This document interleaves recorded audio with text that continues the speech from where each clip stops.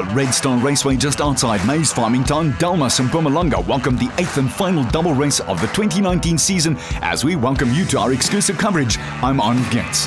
The town was started in 1907 and the name is derived from the French Delmas, which means small farm, given by the Frenchman Frank Campbell Dumas after his grandfather's farm in France. But that's not the history the spectators were interested in. They came to see superb bumper-to-bumper and side mirror-to-side mirror racing, and that's what they got. But it all came down to the championship contenders in Delmas and to the final wire. KEAGAN Masters, Simon Moss and Michael van Rooyen all in with a shot at GTC National Championship honours, and Brad Liebenberg already had one hand on the GTC 2 trophy. It started off at the Delmas Raceway in Port Shepstone early in the year, and thrills and spills were never far away as the racing was as tight as it can be when the cars are all of a very similar nature. Simon Moss in the Audi was most impressive and won race 1 and 2, but the reverse starting order in the second race always presents a superb Agatha Christie type of kink in the tail. The GTC 2s also provided some spectacular all-out racing, and early on Adrian Wood and Brad Liebenberg were the clear-cut favourites.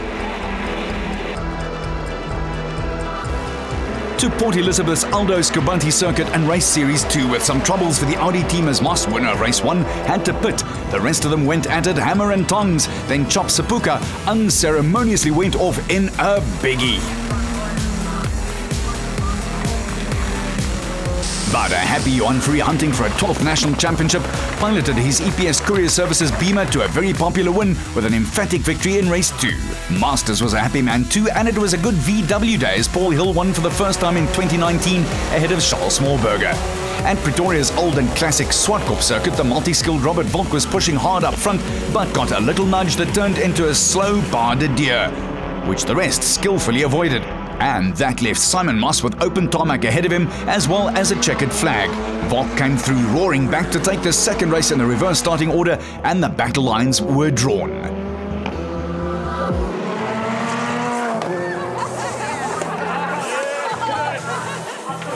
In the GTC 2s, Charles Smallberger continued to stake a big claim for the national title, with Brad Liebenberg in close attendance. Later on in the year, it was on to round 6 of the series, where some serious high-speed action and excitement happened when the championship circus headed to the historic East London Grand Prix circuit. This fast layout is renowned for its legendary flat-out pedal to the metal sweeps, and if you happen to miss, like Michael van Rooyen in the red and white Gazoo Racing Toyota Corolla did here, you know all about it.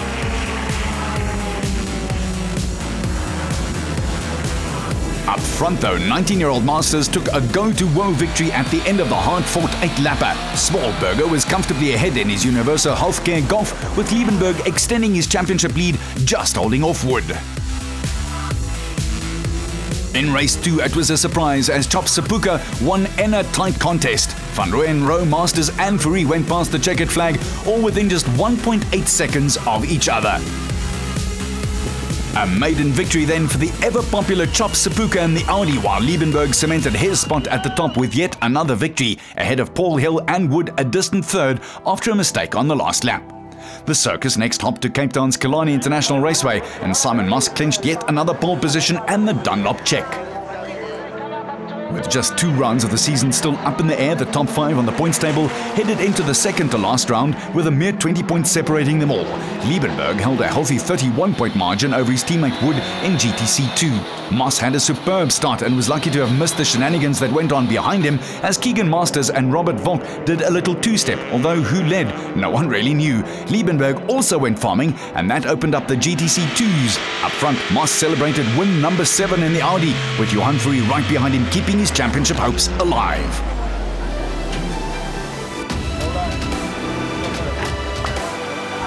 Smallberger took his 4th win for the season, and that also meant that the GTC 2 championship battle was wide open, yet again. For the second race, the reverse order start again needed a very different approach, with Volk starting in pole. And as the lights went off, it was hell for leather. So much so that Johan Fourie went off-roading this time. Not something that would have pleased the big guy very much. The GTC2s were giving it horns and Smallberger and Wood were at it again, but this time the Golf driver was lucky to hold it down on terra firma. Charles was definitely a lucky man this time round. Van Rooyen was going well as opposed to Daniel Rowe, who had mechanical troubles and cruised in, leaving his teammate Masters to do the battling. But it was Robert Volk who won his second race of the season, becoming the third different victor of the day at Killarney, with Masters keeping the VW team right in the hunt. And it was a fourth different winner on the day, as Liebenberg also did a lighter flag job on the rest of the GTC2 field, with Wood in second and Paul Hill third, with the demise of Smallberger. The final points tally as we headed to Delmas looked like this. The battle would be between Masters in his Jetta, Moss in the Audi and Michael van Rooyen in his Toyota, both just a remarkable 2 points adrift after 14 races. GTC2 and the title Kia was between the Volkswagen Motorsport Golf pair of Brad Liebenberg and the Kyocera partnered Adrian Wood. Liebenberg was in a comfortable position and needed only 12 points to secure the title with the last race to spare, regardless of where Wood would end up. As things stood, VW's KEAGAN Masters and Brad Liebenberg were heading up the points table, but they were well aware that they would be endlessly pursued by some hungry and fierce rivals in round 8. Masters was pleased to be second on the grid. Not good to be in second on the outside for 2 corners here, but it's going to be a tricky one. Just need to be ahead of Simon and Van Rooyen, obviously. But a little bit nervous, but we'll see how it goes. Whatever happens, happens, you know. It's racing, so hopefully it works in our favour though. And yeah, let's hope for a good race. Audi's Simon Moss with 8 wins and 6 poles was as cagey as ever. Yeah, I don't really have a plan, just need to finish ahead of them. It's not going to be easy. The guys have brought the pace here to Red Star. We battled yesterday but in testing, but we don't really know exactly where we're standing with regards to tyres. Everyone had different tyres on, so I think we'll have the pace. We've had the pace the whole year. Unfortunately, we've got it right down to the last round. Had a few issues, and that's life. So we've got to try and put our best performance in now and try and get the championship within these next two races. And I think it's the same for everyone. Everyone's going for it, so we'll see what happens. Liebenberg's fans were out in force, as was the championship leader. Obviously trying to get out in front, you know, put my head down as usual. We know we have the pace to win it, and yeah, we're just going to go out and have fun. Obviously the last round of the year, so hoping to end on a high and clinch the championship, but yeah, looking forward to the race and the rest of the day. As the reigning GTC2 champion, Young Masters would have been spurred on by the goal of winning the Premier Class title on debut back-to-back with the GTC2 title. But the surprise package was without doubt Van Rooyen, as the Rustenburg-based driver was the only racer who went into the last weekend's racing without a single victory in the past season, a testament to his consistency.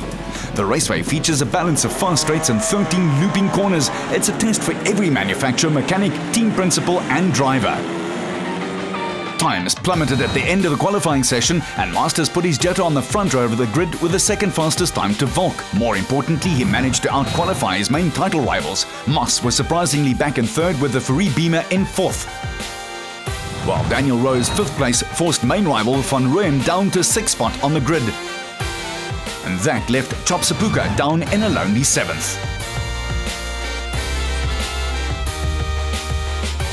The GTC2s lined up like this in Delmas, as championship pace-setter Liebenberg was almost a half a second quicker than Wood, with Smallberger in third and the consistent Paul Hill fourth, but quite a long way back. Michael Stephen made a guest appearance at the back of the grid in the new Super Polo, a car destined to join the series in 2020. So, with the battle lines clearly drawn, it was the whole circus who rolled up to the line at the Delmas season finale showcase. As they hit the lights in the first of 10 laps at pace, it was Ferrari and Volk who were tying one on right from the get-go, and Young Masters, with that old head on his young shoulders, was very aware of the fact that he needed to do his best to just stay out of the mainstream trouble in both of the 40k races. Let's go in-car with Ferrari, who lost 2 places right from the start. Masters slipped into third just ahead of Ferrari, with Volk in first, pushed by Moss. Then it was Rowe with Van Rooyen in the red Corolla in 6th, and Sepuka bringing up the distant rear. Newcomer Michael Stephen was a surprise, showing right up amongst the big lads and was holding his own well, thank you very much. Fourie, Rowe and Van Rooyen nervously eyeing each other, and inevitably, in these sorts of scenarios, something has to give. It's a flat and very winding circuit, and you need to pick your lines exceptionally carefully. Volk was holding station with moss all over his rearview mirrors, and Masters doing his best impression of Harry Potter's cloak of invisibility. Fourie had narrowed the gap and the pressure was on. It was a high-speed procession. However, on this circuit, there's nowhere to hide, and you know the lads will be coming after you sooner or later. Early on, and points-wise, Moss looked like he had a real shot at bagging the points that really mattered.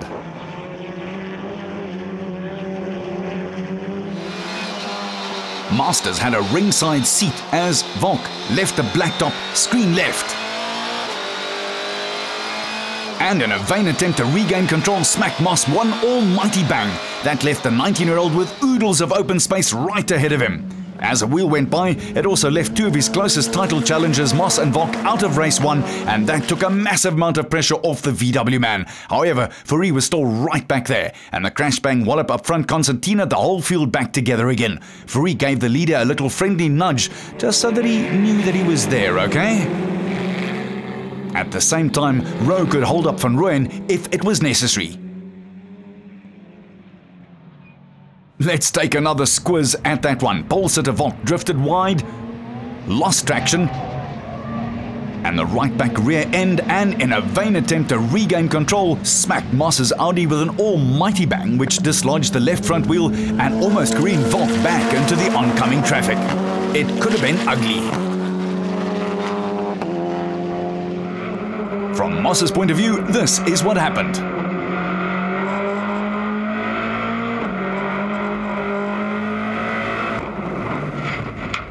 Not pretty, and both drivers were lucky to escape with all their faculties intact. The same could not be said for their vehicles though. However, that was Moss's championship hopes down the drain. Now all the pressure was on Masters to maintain a healthy and breathable lead ahead of Fourie. In the GTC 2s, Stephen was still playing with the big boys, while Wood, Liebenberg and Smallberger were carefully watching each other further back.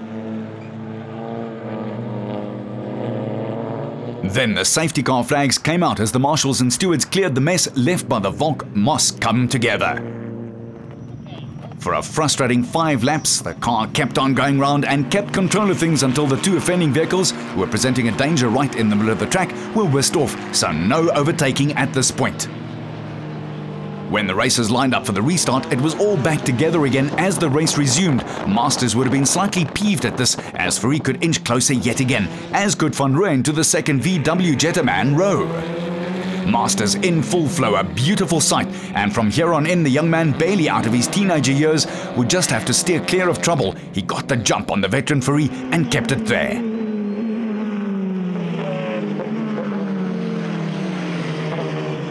The Toyota Gazoo driver Van Rooyen was steadily increasing the pressure on the second Jetta, with the 2016 GTC 2 champion Rowe aboard.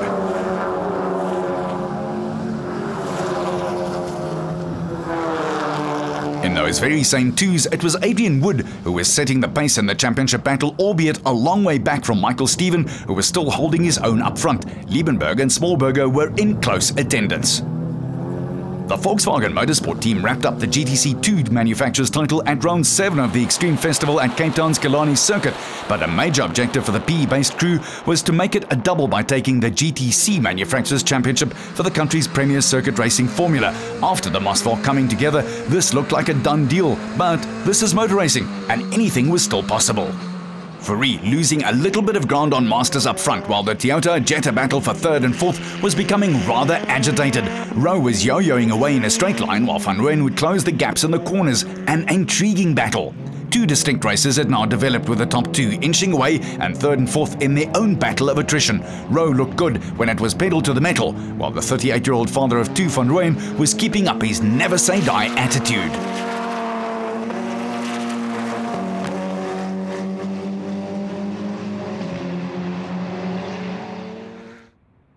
And as we said earlier, often in these situations something has to give, and eventually it paid off as Rowe made a mistake going into the right-hander and outbraked himself, allowing the red and white Japanese car to go flying by.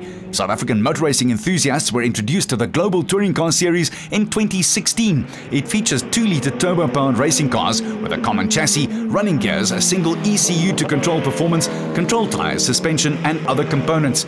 A superb mix of circuits, conditions, layouts and manufacturers that test every team and every pilot to the very max. In the GTC 2s, it was still Wood and Liebenberg who were deciding the championship with Stephen up front. Let's not forget though that Stephen was in next year's experimental car. Rowe, now in a lonely fourth and battling on, while Sepuka had the task of looking for an opening which Michael Stephen was just not providing.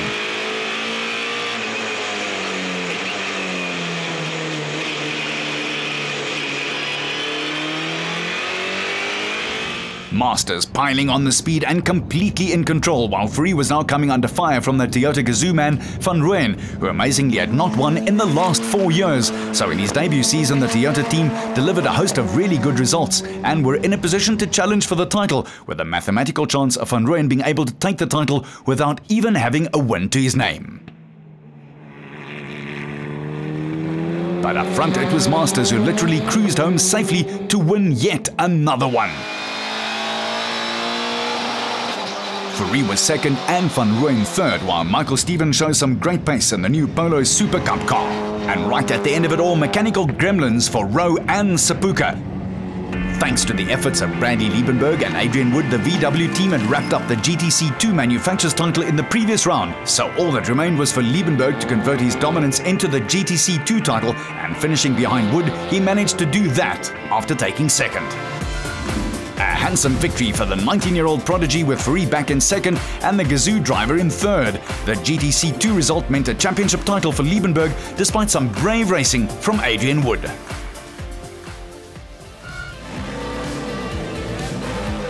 One thing was for sure, Liebenberg was in a celebratory mood in the paddock. Yeah, I can't complain. It's been a good year, good competition between Adrian, myself and Charles. But yeah, came out on top at the end. Over the moon about it, and yeah, now we just focus on the second race, and hopefully we can take the victory there just to end the year off in the best fashion.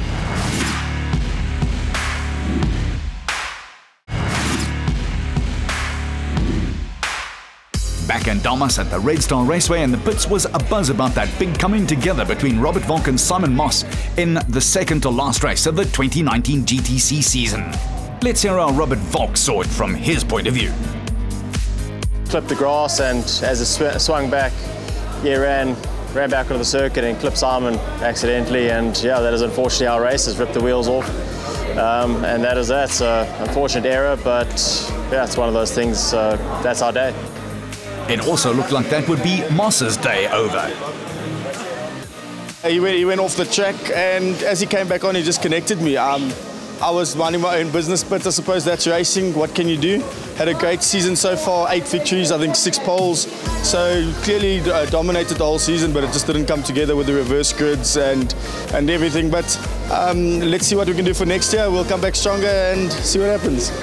The 16th and final race of the 2019 GTC Championship Series was ahead at the Red Star Raceway in Delmas, and after all the calculators had done their work, the points showed that KEAGAN Masters' only title challenge with 1 race to go was from one Michael Van Rooyen. The Toyota driver had to win the race, and the Jetta man had to finish 4th or lower to lose the title. Masters started right from the back of the reverse grid and had a massive amount of work to do, so it looked like it was advantage Michael Van Rooyen. With the old proverbial blanket covering the only 6 cars remaining, it was Rowe, Van Rooyen, Sepuka and Masters up into 4th, and then Fourie, followed by an ultra-competitive Michael Stephen. Fourie was making life difficult for the champion-elect. Rowe, meanwhile, had a superb start.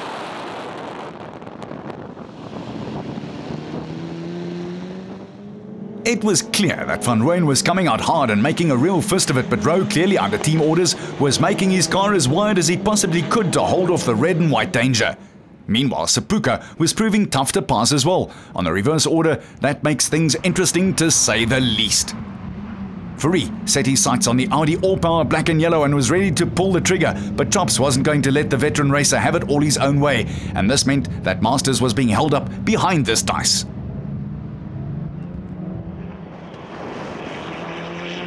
It was intriguing racing as it unfolded, chess at high speed.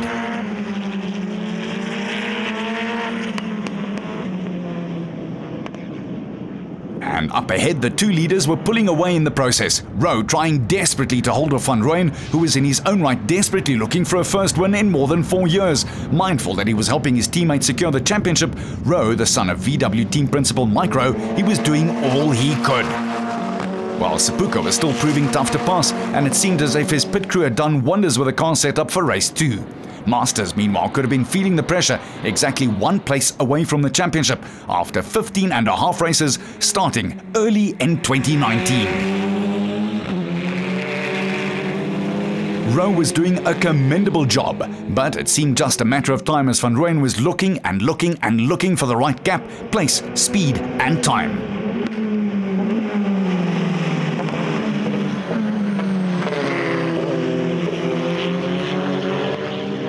In the GTC 2s, it was more of the same as Liebenberg and Wood again gave it their all, with Smallberger a surprising and rather disappointing third, and then it became clear why. The amiable Charles was experiencing severe mechanical trouble and his car was leaking oil that prompted him to pull onto the short circuit.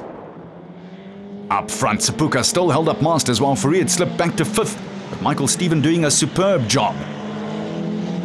Fourie was a slightly frustrated pilot.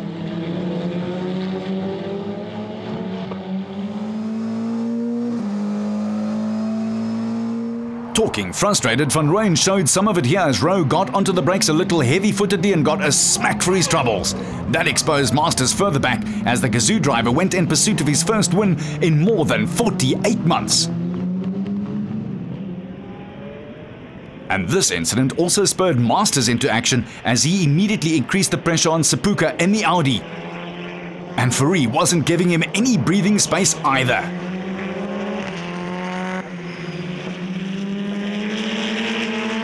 It was intriguing racing, and just like he did earlier in the season, Seppuku was making his car as wide as he could.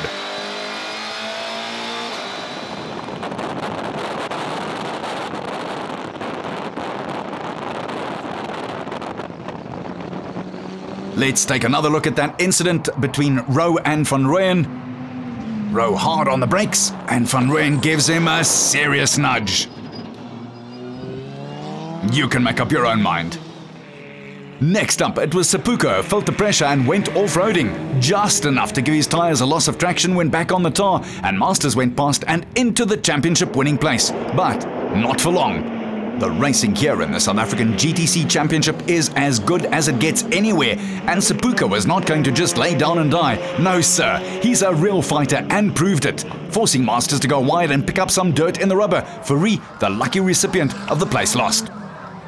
Keep in mind though that Masters needed to finish at least 4th to secure the title, and Van Rooyen holding the key was up the road. In the GTC 2s, it was still Liebenberg. And perhaps just feeling the pressure, Wood made a silly mistake and missed the right-hander completely, giving a few places away in the process. Let's hop in with Masters. Really frustrated with what's happening up front. Sometimes you hope and wish that there were microphones in the car. The pressure was really on as Masters wanted to at least secure a 3rd place to be absolutely sure of the championship victory. But Seppuku and Fourie could have cared less about that. They had their own battles to fight. Eventually though, Chops did make the mistake that let Fourie through.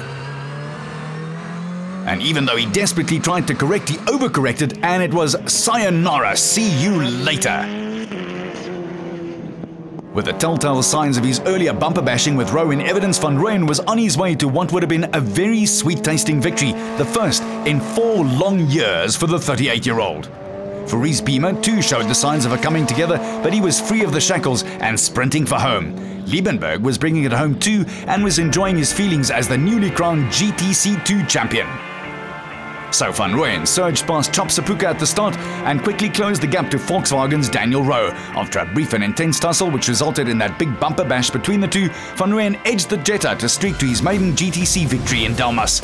Despite the heroic drive by Van Rooyen, the champion-elect Masters finished the race in 3rd, just behind a flying Johan Fourie. Masters in the process earning just enough points to stay ahead of the Toyota Corolla driver and claim that 2019 title by the smallest margin, just 3 points.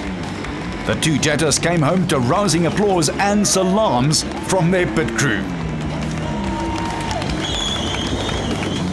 while Van Rooyen's family wanted to celebrate a long-awaited victory.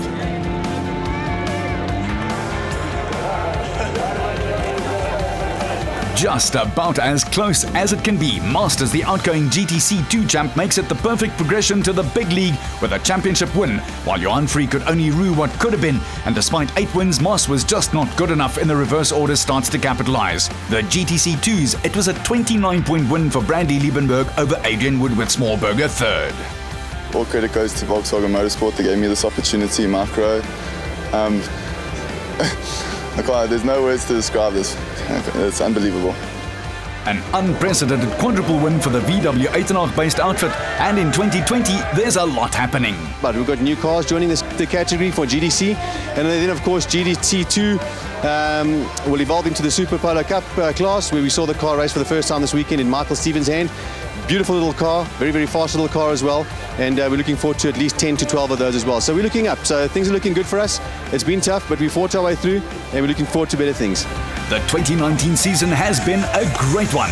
I'm Arnold Gant saying thanks for watching.